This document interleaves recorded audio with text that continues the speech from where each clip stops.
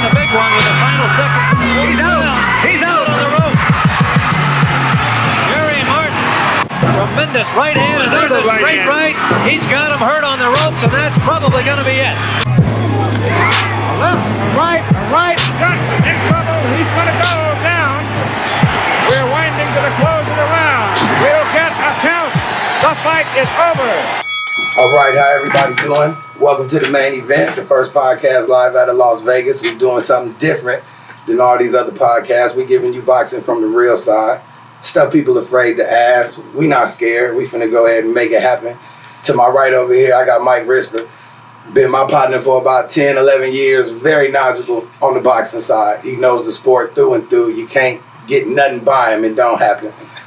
Over here on my left, we got Thomas Hill, an active fighter climbing his way to the top. We know what it is. He'll knock you out if he catch you slipping. He ain't playing. Thomas, what's happening? How you doing? Doing good, man. How you? All right. And nothing other than the man right here to my immediate left, the guest of the hour. Y'all might know this man if you've been knowing boxing for a long time. The man went pro in 71, 72. Am I right? Correct me if I'm wrong. No, you wanted it down. Okay, all right. The man went pro in 72.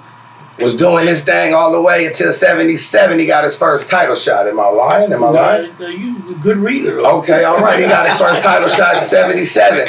So that lets y'all know it's a grind when you get in this boxing game. It ain't nothing. It don't happen overnight. Eddie took 5 years to get for him the first title shot. These fighters go pro. They want a title shot in 4 months. Right now. That's impossible.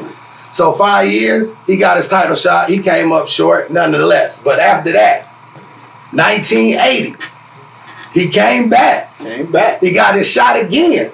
3-year grind. All right. That's the name of the game. Marvin Johnson took his L in the 11th round. Johnson in trouble. A right to the head, a left to the body, and a right to the head. And Marvin Johnson is in bad trouble. This brother, if I ain't mistaken, was maybe the first athlete or boxer to be in a movie. They don't even know. Tell them about it. I ain't gonna tell them nothing about the Raging Bull. I ain't gonna tell them nothing. If you a boxing fan, you know about the Raging Bull. Is that the only one? No, that's not the only one. But I'm gonna let this man tell you that second movie. So if you don't know, to my left, ladies and gentlemen, everybody tuned in, none other than Eddie Mustafa Muhammad. Give it up for my man Eddie Mustafa came in the building, everybody. Yeah. Eddie, how you doing, man? How you doing? I'm doing real smooth. You know, everything is Come up a little bit just so they can hear you, make sure ain't no slip-ups. How we doing? Everything is great. Okay, for sure. Eddie, I'm so glad you came, man. I can't even really call you a special guest. I could call you a special friend. Well, you listen, T, you know, we go back a little bit and, a little bit. Can I say a lot of bit? You can say that. A lot of bit. Even before I even had a thought of stepping in the boxing world, I knew you. Well, you know, listen, if I see somebody want to do the right thing in the boxing world, when they come to me, I'm going to steer them straight. Yes, you did. Every time I called your phone, you picked up. That's right. Every time I text you, you ain't leave me on red. Nah. You responded. That's the way to be. A lot of these cats is faking the game. Yeah, well, they won't respond to you. They won't last. Yeah, they won't. But thank you for coming, though, Eddie, man. We really appreciate it. This is the main event. This is our first time doing this podcast, but it won't be the last. We bringing you the best and the rumors, all in the sport of boxing. Business side, fan side, any way you want to cover it, that's what we're giving it to you right here. So to jump it off, Eddie, I want to know, in 72, what made you debut? What made you say, you know what, I'm tired of this amateur stuff. I want to go pro. I was broke. Can you elaborate a little bit on what you had going on right before you decided to take that leap from amateur to pro? Because a lot of boxers be scared. No, I'm scared. I know you wasn't. I just said a lot of boxers be scared. A lot of boxers. I'm from Brownsville section of Brooklyn. And, you know, rough. You know, that's where Murder Incorporated was born at. Yes, sir. And so, I mean, that's it in a nutshell. I was ready to go pro. Like I said, I had mouths to feed. You know, I had my daughter, Letitia, my first daughter. Your first daughter. So in 72, you had one child then, right? Correct. Exactly. Okay. So I started doing that. Then all of a sudden, I had another one. Uh-oh. Yeah. That's how it happened. Tamika. Okay. You know, so I knew I had to get on the good foot there, like James Brown said. Yes, sir. Yes, sir. So I went and did that, and just kept knocking cats out, man. And they got good to me. Yeah, it got good to you. No doubt, no doubt. It got addicted, so you had to keep doing what you had to do. I needed that fix. Now, before you went pro, how many amateur fights did you have? Because a lot of fighters out there, they think that, after 9 fights, I'm ready to go pro. No. So can you please correct the myth that's going around in the sport of boxing right now, please? I've had about 125, 26 amateur fights. Come on now. You know, when I went professional, I was number 2 in the world in the amateurs. I beat some of the best amateurs out there. Not only did I beat them, I knocked them out. Yeah. My goodness. Yeah. But also, when it comes to the Olympics, did you fight in the Olympics? Let me tell you what happened in the Olympics. me and a guy named Jesse Valdez, we were the top 2 welterweights in the world. You know, and Jesse has been on 2 Olympic teams, so he's trying out to get on the 3rd one, but he had to come through me. The bell rang for the first round. I never forgot this. When the bell said ding, he was looking up, right? So he got up, and grabbed and hugged me. I thought he was my woman. And they gave him the fight. How could you give him the fight? The first punch I threw with the left hook to the jaw. Wow. And down he went. You know, and they said he won. But I understood that. I understood the politics of the amateur game. You know, so I am up and coming newcomer. You know, they knew nothing about me. You know, all they knew, I was a brash young man who can fight a little bit. Yeah. So when I knocked him down, I just went, just let my hands go. Now the fighting a little bit part, I want to know what actually made you say, you know what, I'm gonna be a fighter. A fighter is how I'm gonna take care of my family. A fighter is what I want to do with the rest of my life. What made that decision happen for you? What was that turning road in your life? Well, without being braggadocious or nothing like that, I can fight. You know, that was just me. Yes, sir. You know, that was just me. I can knock cats out and tell you when I'm gonna knock you out and all of that good stuff. Yes, sir. And that's what I did, and I enjoyed it. Yes, sir. Yes, sir. I can dig it. Now that pro debut, right? The pro debut. 72. 4-rounder, I presume. Was they still doing 4-rounders your pro debut, or they was letting you go 6, 8? 6. Your pro debut, you went 6. 6 rounds. Boy, these commissions nowadays won't let you go 6 on the pro debut if you pay them. So in your day, then they were still doing 15 rounds. Oh yeah, no doubt. I love 15 rounds. Cats got tired like the 9th round right around there. Anything after 10, that's when you show how much man you are. Yes, sir. I can dig it. But I'm still focused on that pro debut, though. I want to know, how much was that purse? Oh, my purse is... In 72, going pro, how much was the purse? Tell these cats the struggle and the grind. Who'd you sign with, first of all? Let's don't even ask how much the purse was. What man gave you your pro debut? Okay, I never signed with anybody. Okay. You know, because I didn't want to, be nominated and be hooked up and, no, I wanted to be free. You know what I'm saying? I wanted to, not cast out and just do what I do. And I always filled the stadiums wherever I fought at. I'm from New York. I fought in Philadelphia, New Jersey, and I would fill the stadiums up. So I would get you was kind of independent then. You wasn't signed with nobody. You was just like, I'm selling tickets, so I'm not signing. No, that ticket money's mine. Okay. How long could you fight like that without having a promoter? Because everybody thinks they have to have somebody to represent them when they sit down. They got these contracts, all this stuff sitting in front of them. And, the main goal is to make money. So how long back in your day versus today could you fight without taking on a promoter or a manager? Well, boxing is corrupt as, Al Capone. We're going to get to that. But it is what it is. Yeah. Boxing is so grimy and greasy and whatever. It is what it is. Yeah. But I got in it to feed my family. To do what I wanted to do. I know I can fight. Yeah. So when I hit you, you're going to sleep. NyQuil, sleeping pills. That's what I'm talking about. And I knocked out 40 guys. That's a lot of knockouts right there. Out of how many fights? I forgot to tell him your record. What was you, 50 and You know what, man? 58 and something with 40 knockouts. 40 knockouts? So my question is, when did you eventually sign with someone? After how many fights did you eventually sign with someone? When I signed with the top rank Bob Arum, but he had to sign me because I was #1 contender. He had to sign. So they were still doing, you had to sign with him to get that title shot, no? No. What happened was we had a disagreement, me and Bob Arum, because he wanted to give me what he wanted to give me, and I wouldn't take it. Okay. They still trying that nowadays. Yeah, they still doing that nowadays. He wanted to give me fighting for a championship. If I wouldn't sign with him, he would give me the minimum. That's $25,000. But I didn't care. You got to have that determination. I know I can fight. I'm the best fighter, period. You know? Yeah. So when Aaron and myself started arguing back and forth, I let him know. Well, I was in his office and I told him, at the end of the day, after I knock your man out, you're going to come across that ring and shake my hand, and we're going to be cool. Right. So after that, you know what? After the fight, in the ring, he walked over to me and said, "You're a hell of a man."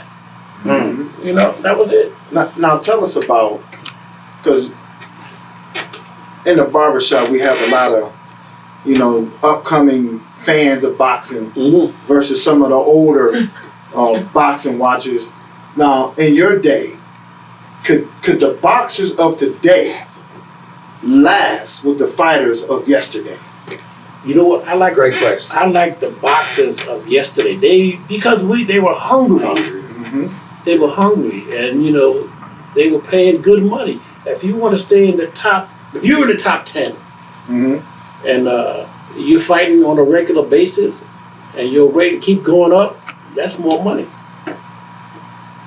How much more money though? Are we talking? Like, are you getting outrageous numbers for 8-rounders? Like, what was like if you was getting, like Floyd getting paid today crazy amounts of money, right? But back in the day, what was crazy amounts of money? 100,000, 200,000. 200,000. We ain't even talking a million yet. No, 200,000. You know. He still ain't told me how much the first purse was. I don't know if it was so low he didn't want to say. I still want to know how much was it. My first purse was $1,500. For 6 rounds. And I was a millionaire. That was a lot of money back then. But break down that 15, because when you coming into some money, you probably already got bills from the past that you got to break down because you've been behind before you got that. So what was it spent before you got it? Listen, there was Pampers. You know what I'm saying? There was Pablum. What's Pablum? Similac. I don't know. Is that like formula? Okay. The people might not know. Right. They might not know. You gotta tell them. I'm surprised he didn't know that. I didn't know. I wasn't in the 70s. I do got a few. And my lovely wife is here. The few that we had. She's over there. All right. Let's go. But it was cool. You know what I mean? I had something to fight for. Right. My mother, when I had my first daughter, my mother told me, she said, those kids can't eat those trophies you bring home. Straight up.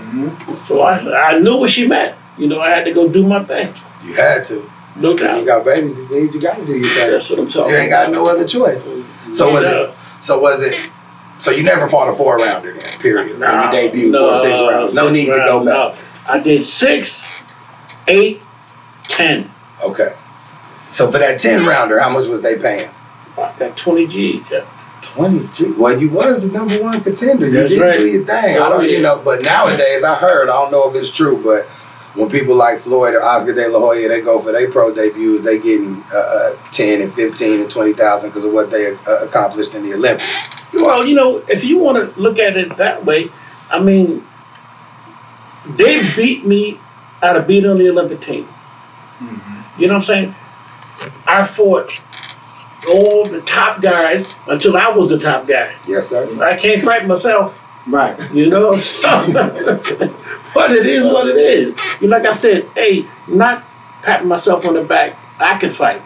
Yes, sir. And I can punch. And I can take a punch. Right. You know, I had a guy, one of my major fights, knocked me down in the 6th and in the 7th round. I got up and knocked him clean out in the 8th. You could have counted 400. He wasn't getting up. No. Oh man, now we can give them all the good side to the boxing, right? We can give them the good side, but I want to know a little bit about the bad side. I went through all that too. Yeah, yes sir. Debuting in 72 and then getting your first title shot in 77, being undefeated at the time. Ready to take the step up and win the title, knowing you did everything you could do to prepare for that fight and taking that L. What did you learn from that? What made you a better fighter to say, you know what, next time I get a shot at the title, I'm going to take care of my business? Tell the fighters who boxing is no longer a sport. It's a business. That's the bottom line. It's a business. You know, when there's so much money involved in the business. You know, I fought Victor Galindez, and they gave me $50,000, and I beat him up. If I beat him up again, I'm gonna get another $50,000. Right. You know, so I beat him up. I cut him over the eye. They're supposed to stop the fight. I fought him in his hometown. You know, so that's a loss right there. So they said he won. I didn't say nothing, but I knew after that fight that I was going to be world champion. I knew it. You know, that's why I always kept my hopes up. You know. And then fast forward into the time when you fought Marvin. Oh yeah. And you let him know he wasn't going further than the 11th round. Yeah, I was first world title. Was hitting with them body shots. I seen it. I seen it. We gonna run some clips on here so everybody can see what we seen. You feel me? We gonna make it happen. But after stopping him, how much was that purse, by the way? That first world title shot, the second world title shot you got. Excuse me. Oh, the second world title shot. Yeah. $500,000. Money in the 70s, boy. Money in the 70s. You know, I tell you. I bought my Cadillac. Have my hair slicked back. This one I had hair. Yeah, I remember. I seen the picture. I seen the picture. I wasn't born then. I was just born. It was 1980. What month was that? April. I was born in June. So I came right after you won the world title. I feel a little special. There you go. I feel a little special. You saw the hair. I seen it. And you stopped him. I seen you drop to your knees and put your hands in the air like I did it. I seen the happiness you felt. About time, because they did me wrong so much. But I didn't care because I knew if I ever got the champion in the ring again, the game is over. I know it. And you showed Marvin the game was over. That's right. Now, did you go clubbing after that? Did you go to a club? No. Was your wife with you? I brought you me had the babies? Did you get to kick it? What'd you do? I brought me a Rolls Royce. Okay. You know? Okay. Rolls Royce, huh? Yeah. Okay. Man, I love it. Now, tell us a little bit about the relationship you and Ali had. Yes. Everybody want to know that. Everybody. I was gonna wait to the end to ask that. That's the good stuff, but he was a very instrumental part in my career. You know, I was hanging out in the ghetto where I'm from, you know, and some friends of Ali's were friends of mine. And they asked me, you know, you get ready to fight for the title. Ali wants you to come up to the camp and hang out with him. You did? Yeah, you was Ali's sparring partner for a long time. You got to know Ali better than a lot of people. A lot of people. Me and Ali, we were like brothers. Everywhere he went, I was there. I mean, everywhere. We had a great relationship. You know, it was just unreal. And I think about him all the time. I seen a lot of the interviews you did about him. It kind of, you know, it tears you up a little bit. The memories you had. We had so much fun together. I mean, we had a lot of fun together. Everything wasn't hard work. I mean, it was hard work, but then again, when we had that off time, we would go horseback riding, you know, do a lot of crazy things and just hang out, you know, get into one another. Yeah. He seemed like a good guy to be around, friendly. Keep you laughing. Keep you laughing. Very entertaining when he came on. Yeah. You know, he was personable. Right. You know, he was a great individual. And I've learned a lot by being with him. By just, you know, kicking it. You know, this is my man. Oh, Muhammad Ali. You know Ali. Yeah, my partner. Yeah, so, you know, we did it all. How many fights, how many of them championship fights did you get to witness? Oh, man. About 30.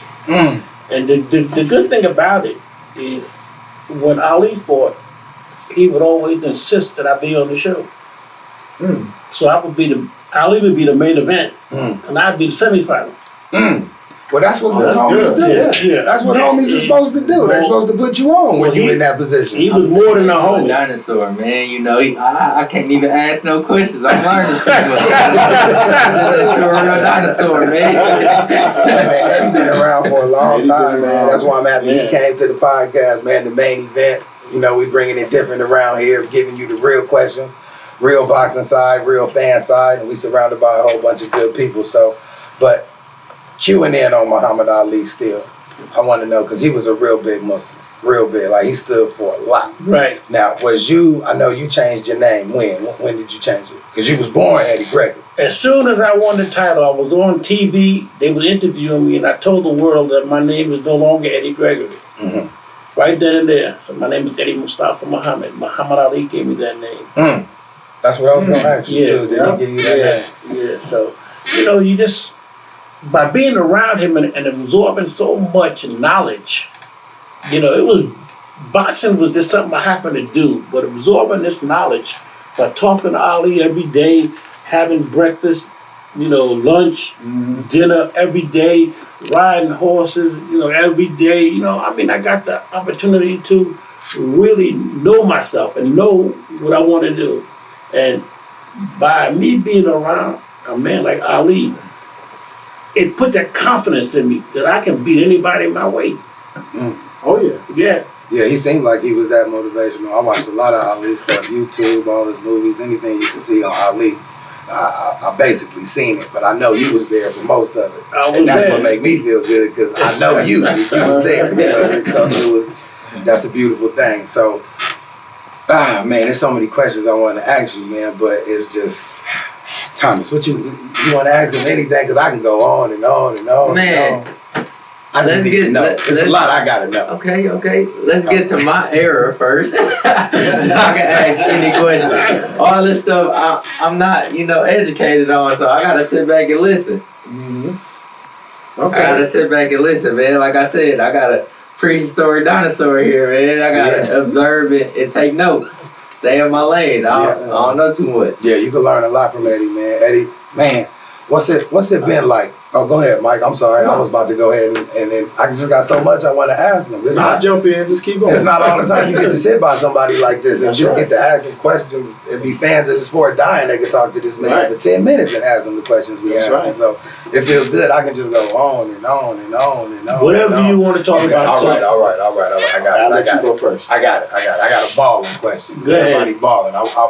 That first big check you got, you said you bought a Rolls Royce. Is that the first thing you went and bought? Is there anything you bought or you was like, you know what, I shouldn't have spent all this damn money on this? Now, you know what, money was never a problem with me until I turned professional. You know, I've always saved a lot of money. You know, I know how to save my money. You know what I'm saying? Yes, sir. And yes, sir. My kids will tell you. You got a couple of them here. You got a couple of them here. Twins, by the way. Twins, okay. But you know, I mean, where I'm from, we weren't rich. We were rich with the love of our parents and our friends. You know, and it was just a situation. Whereas I'm from the projects. You know, the bricks. You know, you throw one of them, hit you in the head, the game is over, man. Yes, sir. You know, so, I mean, my mother and father raised me the right way. You know, I respected my elders. Even to this day, I respect everybody, you know, and I just try to keep it real. And that's why you got a lot of respect to this day. To this day. Anytime somebody see you at Floyd Gym, they want to take a picture. I'll be there. I see you. Yeah. Anytime they be there. You know, Muhammad Ali always told me, he said, this is when we used to have our one-on-one talks. He said, listen, man, if anybody asks you for an autograph, give it to them. Because those are the people that pay their money to see you fight. Yeah. You know, and I never refused an autograph. I don't care if I'm dead tired. I'm gonna sign that autograph. No problem. There's a lot of people that turn them away. Yeah, I know a lot of them. Yeah, I know you do. You know everybody in the game. That's a lot of them. You were talking about the corruptness of boxing. I know you started an organization. Yeah. Jab. Tell us a little bit about that. Well, listen, they needed a spokesperson to step to the forefront and tell everybody what's going on in boxing. I'm not scared to do what I got to do. I tell everybody, hey, boxing is corrupt. That's the bottom line. Ain't nothing clean about boxing.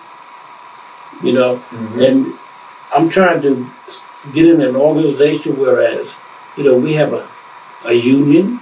You can't box forever. You know, you can't box forever. So you have to come in and try to clean it up. But a lot of the promoters don't want that to happen because they want to keep running boxing as corrupt. You know, taking money, put it in their pocket, and stepping off. There's a lot of that. There's a lot of that. When you be more organized, you get your union. It kind of makes them be honest. Well, they don't want that. Then you got to show your how much money your promotion made, and they don't want to do that. You know, they want to hide everything. You know, see, I make you show everything. They just want to give you what you signed for. Yeah, they don't know about the money on the other side. Oh, they don't know about the money. So, but it is, but it's going to always be corrupt unless they come in and straighten everything out. But what needs to happen is TV needs to step in because that's where we get all our money from is the TV. You know, so they need to step in.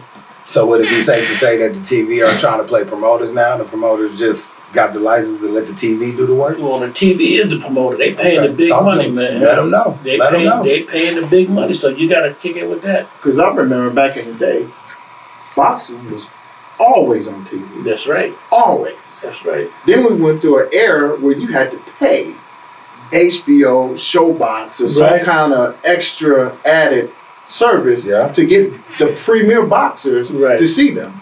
Or unless they're on pay-per-view. Right. But now look like we're coming back full circle a little bit here. And now I see boxing on TV a little bit more than normal. So how, from your perspective, how do you see boxing progressing from going forward? Well, there's more promoters that are out there that is giving everybody a chance. But now they're promoting with their eyes wide open. They're watching who's watching them. You know, so we can't do anything bad because we're on TV.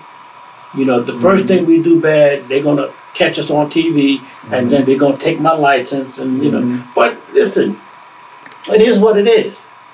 You know, boxing will always be corrupt. Corrupt from day one. It's going to be hard to change boxing. Why is that? Elaborate on that for a minute. Why do you think it's hard to change the sport? How could you stop stealing when you're stealing from yourself? You know what I'm saying? Now, I mean, I had promoters tell me, oh man, I stole $1 million. Oh wow. Yeah. I was almost gonna ask you for his name, but I ain't gonna do that. I ain't gonna do that on the camera. I ain't gonna do that. Tell me when the cameras go off. But go ahead. Gotcha. I want to know. Go ahead. We'll talk later. Yeah. But there's so much money involved in boxing now that there's TV, HBO, Showtime, pay-per-view. That's so much money around the world. There's so much money. You know, I wanted to be a promoter, but I like knocking cats out than the real deal. So, but I know a lot of people, a lot of friends of mine that are promoters that are doing well. You know. Now taking that, saying you wanted to be a promoter. I know when your career was done, you was like, you know what, I'm not gonna do this anymore. I need to change to the next phase of my career. So saying you didn't want to be a promoter, you like knocking cats out. What made you start saying, you know what, I'm gonna take these young boxers up under my belt and show them the right way to do what you did, or even go further beyond than what you did? Well, you can't. Muhammad Ali always told me, listen, when you retire from this game, I know what you're gonna do. He said, I know what you're gonna do. You're gonna become a great trainer. You know, I said, I don't know about great. You know, God is great. I'm not great. I just, you know, I want to show I'm a teacher. I'm not a trainer. I'm a teacher. I'm going to show you how I became world champion. You know, all the fancy moves and letting your hands go and hitting the person in the right place. Mm-hmm. That's what I love to do. And I've been very successful. I've had 13 world champions. Name them for the people, just in case they don't know who you are. Tell them 13 that you know, because I know you know. When you make a world champion, you know it like the back of your hand. You never forget. Well, you know, I had Iran Barkley. I made him a 3-time world champion. Tell them again. Yeah, I've had so many, you know, I've been blessed. That's the key. I know a few too. Chad Dawson. Yeah. I made him a 3-time world champion. Yes, you did. I watched it on TV. Every time you did, I was like, I felt like I was right there. I felt like I was right there. Who else? And the list goes on. Keep going. It don't stop at Chad. You know, Mildred Taylor. Okay. You know, I've had, a lot of people don't know this, but I've had a guy that had 11 fights, and they put him in with Tommy Morrison, who was the heavyweight champion of the world. And we knocked him out in the first round. Mm-hmm. Michael Bent knocked him out in the first round. What was that celebration like in the locker room? Well, the celebration was great, but you know, but the area where we was at in Oklahoma, Yeah. you know, we had to cool out a little bit, you know.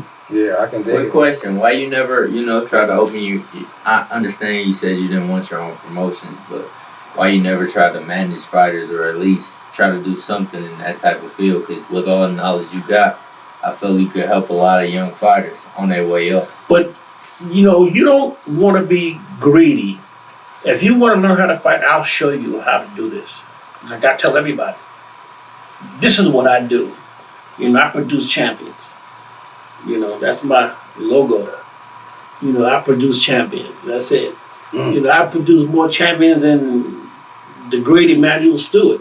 Rest in peace, Emmanuel Stewart. That's right. You know, but I was fortunate because I learned from him also. So every person that wanted to show me how to box, I took a piece from him, and I just kept building my resume up. You know, I've had, like I said, I've been blessed. That's the bottom line. You can't say anything, you know. You've been around the sport a long time. You definitely seen the ups and downs. I definitely understand what you're saying. Like, you rather build champions and train them and whatnot. But more or less what I'm saying is, with all your knowledge, with everything you experience over the years and things you accomplish, you can help a lot of young fighters go forward, or even older fighters go forward with what they're doing already by teaching them the game more or less than just showing them how to fight. Oh, that's not a problem. That's not a problem. Then what'll happen is the people that are in a higher echelon of boxing will come and say, well, he's trying to do this. He's trying to do that. You know, I'm trying to do what I want to do. I would not let nobody tell me how to run my life. And that's the way I've always been. Yeah, I definitely understand. So therefore, if you know the correct way of doing things and how it should be ran, then I feel like if you're in a position to help young fighters get to where they need to be, then do that. That's what I'm doing. Instead of just training them or versus just having them in the gym.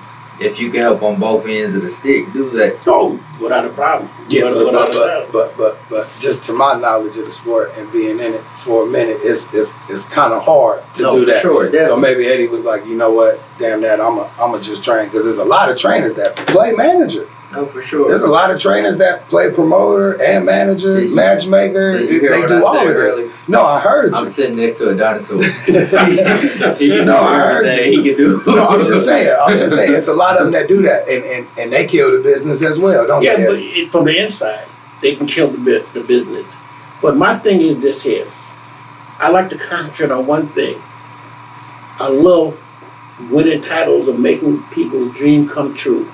And when they say, and the new champion, you know, I feel like I won a title again. You know, when my guys, you know, win a world title, that feels good. You know, perfect. And believe me, I'm going to win so many titles.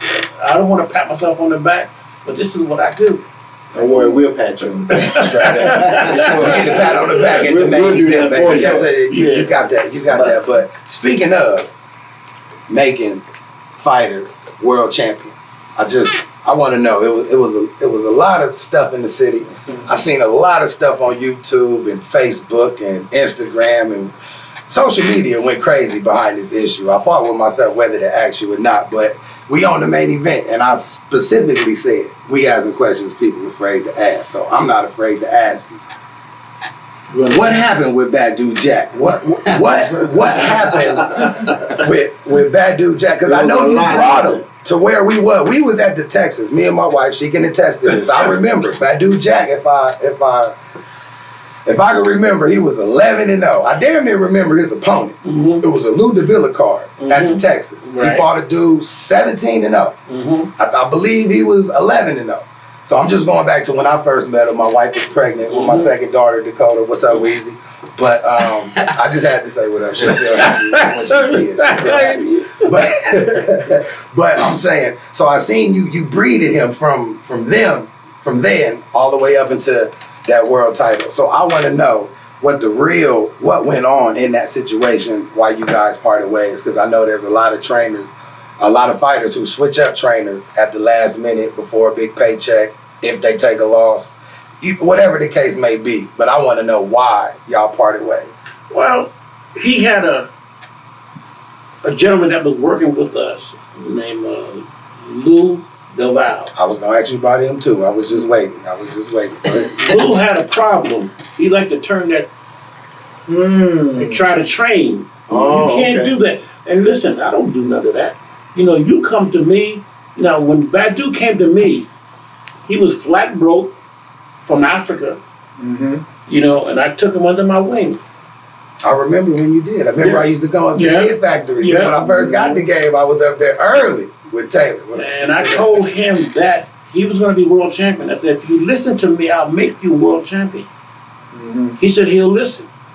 So he became world champion. And then all of a sudden, when he started making $500,000, he ain't never had that in his life. He just flipped on me.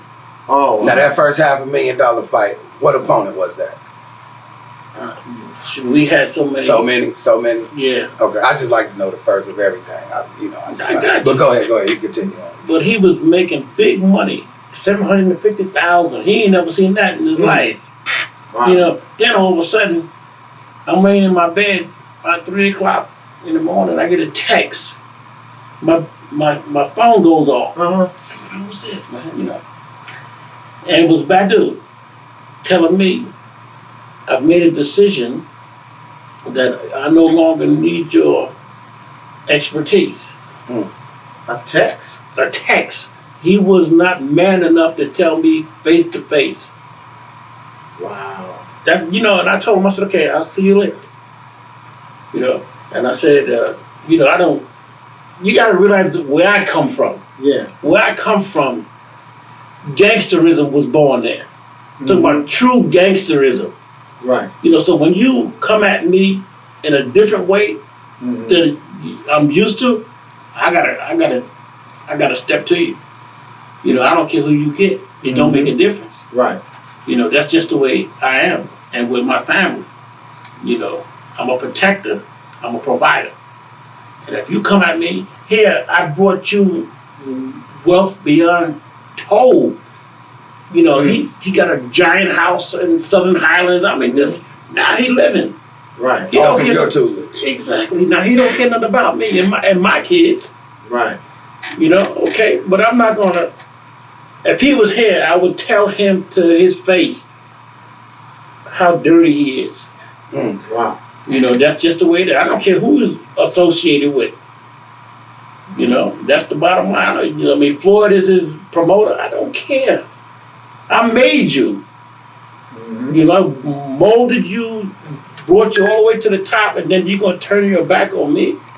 I just don't understand why a fighter would do that. I'm still trying to grasp my mind around the situation. If the man made me world champion, I'm not leaving. No, he didn't leave. He left. You know, he got up out of there, man. True. But it is what it is. I mean, I was PO'd for a little bit, but I know how to cut you off. When you want to talk to me, I ain't got nothing to say to you, man. You showed me where you coming from. You know, I've made, like I said, I've been blessed because I make champions. That's what I do. You know, I've been blessed. I've made champions. When they think that this guy don't have no talent to become a champion, he comes to me. And I tell him right then and there, I'm going to make you a champion. And he don't even believe it. Wow. But then when he wins the championship, you told me. Yeah. I said, I don't even worry about it. I got so many champions that I'm going to make, blow your mind. On that note, out of everybody in your stable, who you want to give a shout out to that you think would be the next champion coming from under you? I got a heavyweight right now. He's 13-0 with 13 knockouts from Canada. He came all the way to me, to Vegas, from Canada. Does he have a promoter? Yeah. Yeah, okay. I was just asking. Inquiring minds want to know. I'm just asking. You never know. I'm just asking. Okay, go ahead. When they find out that I'm training this guy, phones be ringing off the hook all time of the night. Oh, you training this guy? Yeah, well, he's 13-0 with 13 knockouts. Oh, he gonna be champion. Tell me something I don't know. I know he gonna be champion. But it is what it is. I love my job. Yeah. I got another question for you. Mm-hmm. So I know you training Ishe Smith again. You told me earlier. Ishe about to fight again? And yeah, he's doing bare knuckle boxing. You know, is that the guy we spoke to that you had me talk to on the phone earlier? No, that was he wants to do the bare knuckle thing. Right, that's what he's talking about, right? Yeah. Ishe about to do bare knuckle. Right. So Okay. my question to you is, well, I don't know too much about bare knuckle boxing, but it ain't boxing, obviously. So how are you going to instruct on making that transition? That's not a Bare problem. knuckle boxing. Not a problem. Don't they wrestle and kick and all? No. It's straight up boxing. Just Straight up boxing. Don't they got the UFC gloves on or something a little smaller than that? I know they like No, the bare UFC knuckle. gloves. Bare knuckle. Yeah, bare knuckle. That's how you know it is what it is. Wow. And you think that's a new upcoming venture other boxers can take to? Well, it's catching on. It's catching on. The guy that you speak to today, he's a promoter Right, yeah. of that. And he was like, I went to his house and sat and talked with him, and he wants me to be behind him, be with him, with his promotional team. Yeah, he wanted to come up here today Yeah, and talk about yeah. what he had going on. Yeah. But we gonna get him in the mix. I promise, man. We gonna get you. I promise. Bare knuckle boxing, boy. Yeah. They doing anything to simulate UFC So nowadays, you right? They stepping up trying your to see it game bloody. beyond boxing now. Look at you, old dinosaur. Like I said, man. What is it? What are those bare knuckle boxing purses like? Are they paying fighters good? Is that an organization like UFC or that's just? That'll be coming soon. It's going to be an organization. They're going to get paid because people are going to get into that. You know, they love action. Been around for a little minute now here in Vegas. Yeah. Yeah. So basically, I need to keep talking to the dude that me and you. That's what I'm talking That's about. all I want That's to know. what I'm talking We need about. to keep talking. There That's you all I go. wanted to know. For sure. Well, man, Eddie, we appreciate you. Y'all got anything else to ask Eddie, man? The greatness is right here. You No, better get it in while you I got can. all my questions in, and I got the good answers I wanted to hear. I learned a lot of things. I really wasn't saying too much. You learn by listening and not talking. But I did have a lot of stuff to ask you. You lucky, man. Give him one. Just give us one while we here. Shoot your load. Just Shoot give your us one on load. the way Give out. him one. We always I'm just joking. We was just talking about boxing and like similar like stuff that you were saying when you had certain fights. Like I used to train with you, obviously, so I was gonna ask you what's some of the instructions you would give like certain fighters when they had fights coming up. Like for instance, what fight was it? Ishe Smith and Laura. I wasn't there, but I watched it on TV, and I personally told you that was gonna be a tough task, and I wanted to know like what were their instructions, like what was the whole game plan for him. A guy like Lara, he's a very technical boxer. Crap. Move, Elusive. very elusive. You have to stay on top of him, and Ishe stayed on top of him He the did. whole He fight. came out explosive. I Right, remember the that whole fight. fight. So the scorecards, I don't know what they were looking at. But, I'm not saying that Ishe won the fight, but it was very competitive. I seen the fight. He was very competitive. You know what I'm saying? I thought we won because we made the fight. You can't win a fight backing up. Not that in my game, you don't roll like that. Yo, man.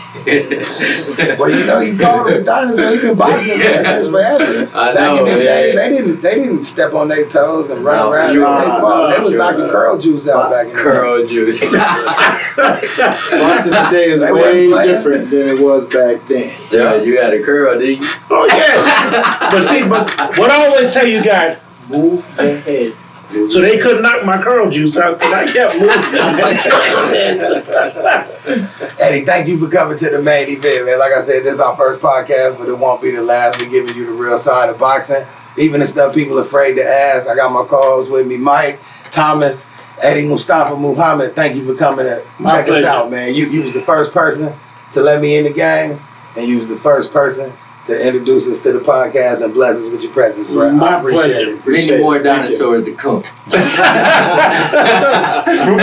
Pretty soon they could be calling you a dinosaur. Right. Thank y'all, man. Appreciate it.